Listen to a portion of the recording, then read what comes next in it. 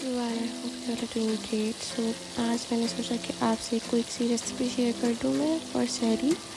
सो इधर मैंने ओपा की मिक्स वेजिटेबल्स ली हैं जिसको मैं अच्छे से फ्राई कर रही हूँ इन ऑलिव ऑयल।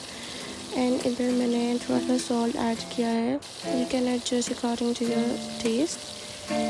एंड उसके बाद मैंने इसमें थोड़ी सी ना स्पाइस लेवल मेरा ज़्यादा है तो मैं गोल मिर्च डाल दी और उसको भी हल्के से सौते कर लिया और वेजिटेबल्स को अच्छे से कुक करूँगी मैं फ्राई करते हुए।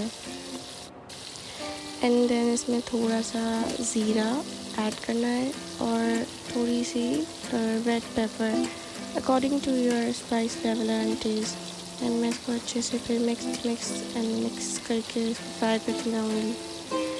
और साथ में ही इसके मैंने थोड़े से सॉसेजेस डाल दिए हैं ताकि इसमें प्रोटीन भी होता है तो ये अच्छा फुलफिलिंग मील हो जाता है।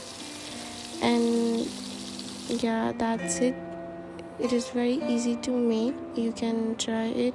बहुत अच्छी है, बहुत टेस्ट भी बहुत मज़े का होता है। Thank you for watching, bye bye.